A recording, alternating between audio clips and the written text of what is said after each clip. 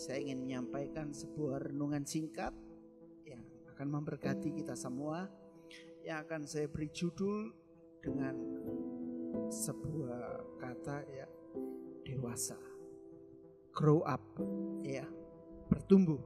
Nah, kita membuka terlebih dahulu, ya.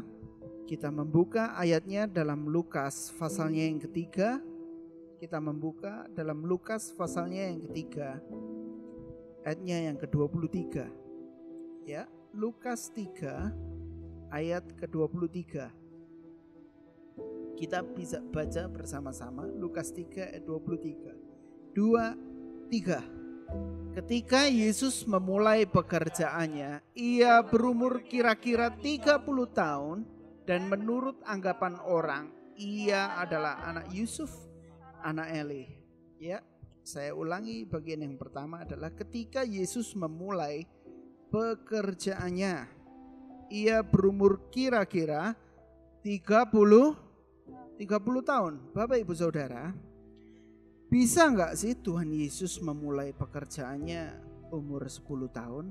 Ya, umur 12 tahun barangkali, atau umur 20 tahun, ya. Tetapi menurut ukuran orang Yahudi, usia menuju kepada dewasa, ya, dari remaja, pemuda, kemudian dewasa, ya, itu di usia 30 tahun. Dan kalau Bapak Ibu Saudara membaca kebenaran firman Tuhan, Yesus itu, ya, muncul ketika waktu Tuhan Yesus lahir. Kemudian waktu Tuhan Yesus berusia 12 tahun.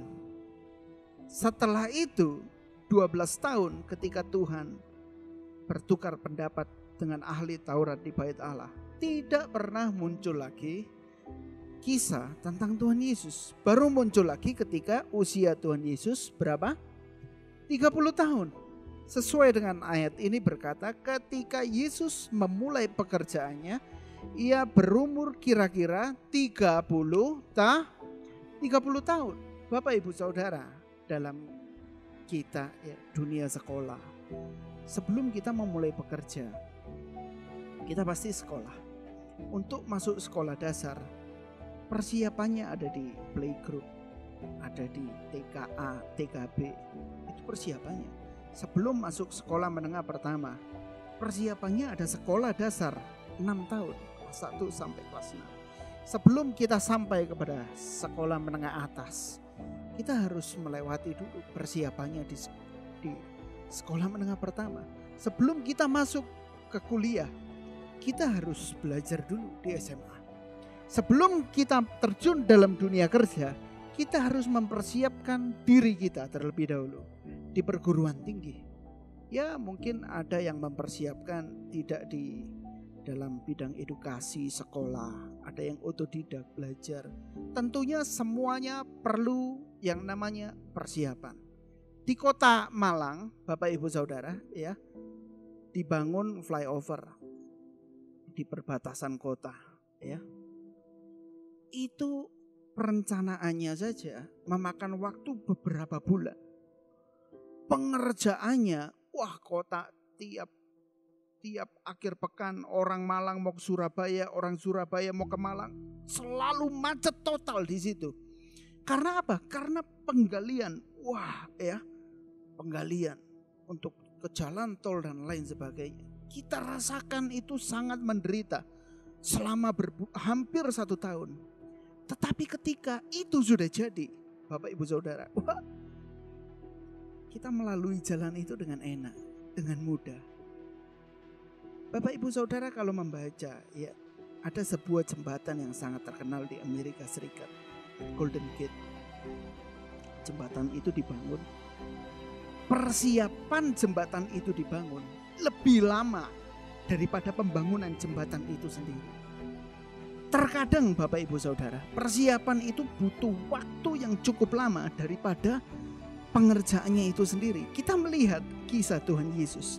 Ketika Tuhan Yesus memulai pekerjaannya, ia berumur kira-kira 30 tahun. Dan berapa lama pelayanan Tuhan Yesus bersama dengan ke-12 orang muridnya dan murid-murid yang lainnya? 3 tahun setengah. Bayangkan Bapak Ibu Saudara, untuk melayani 3 tahun setengah, persiapan yang dilakukan oleh Yesus, Tuhan Yesus adalah 30 tahun. Dari usia 12 sampai 30 banyak sekali pertanyaan teologi, apa yang dilakukan Tuhan Yesus. Ada yang bilang Tuhan Yesus bekerja sebagai tukang kayu menggantikan ayahnya karena si Yusuf kemungkinan mati muda ya. Ada yang bilang Tuhan Yesus belajar ya karena setelah Tuhan berjalan mencari murid-murid ya, murid-murid memanggil Tuhan Yesus Rabi, artinya guru besar.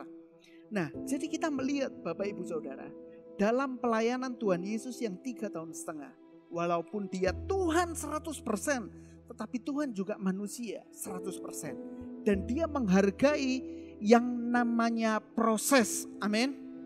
Dia menghargai yang namanya proses. Dia merasakan apa itu kelaparan, dia merasakan apa itu bekerja, dia merasakan bagaimana membantu ibunya, adik-adiknya.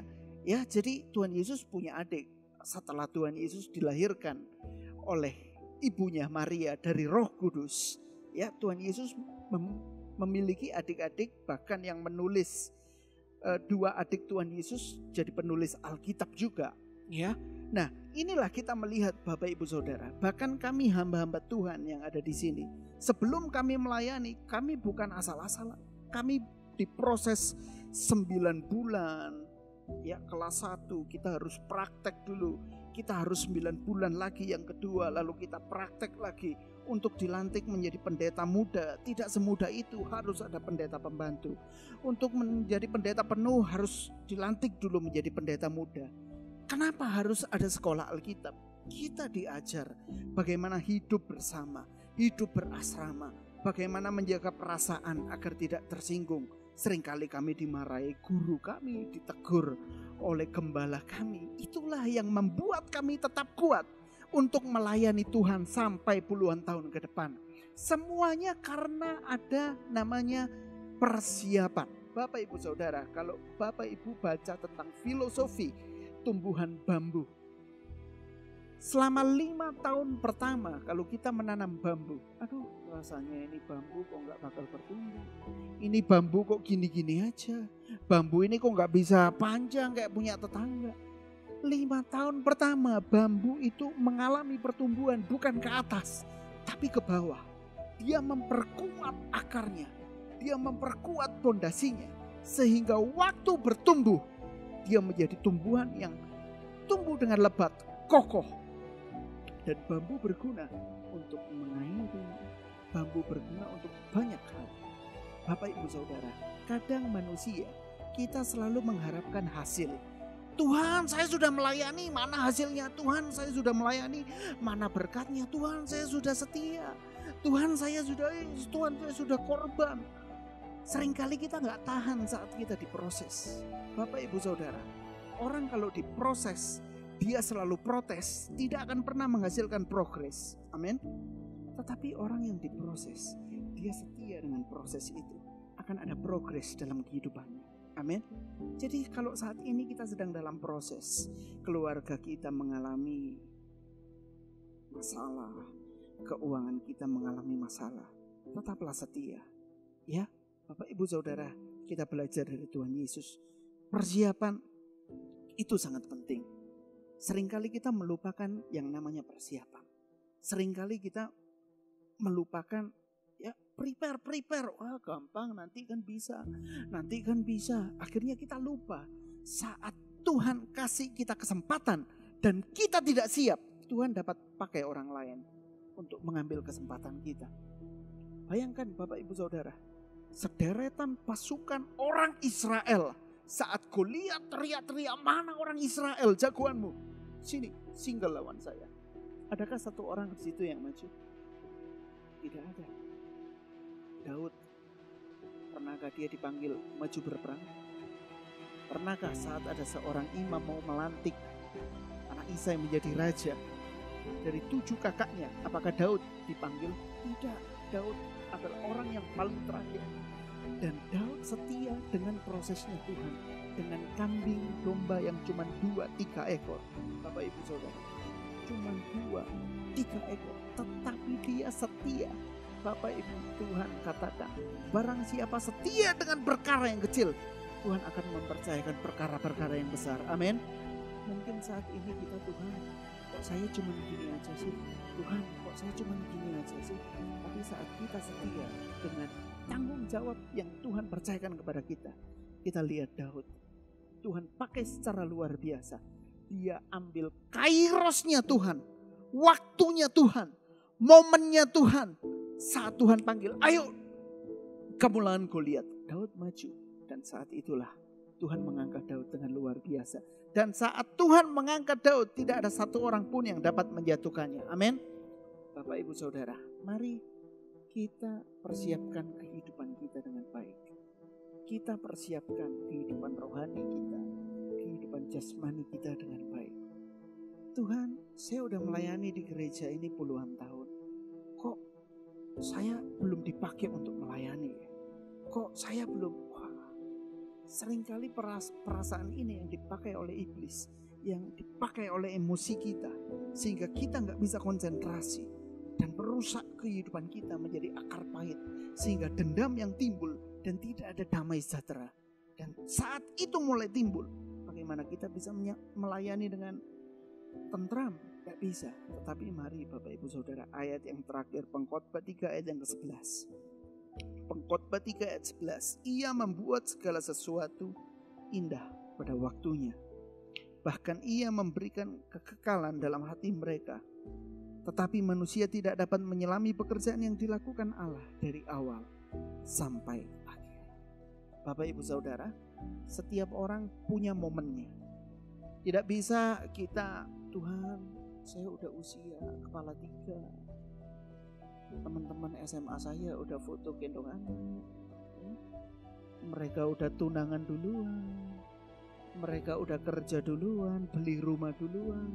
Saya kapan? Tuhan kok gak adil?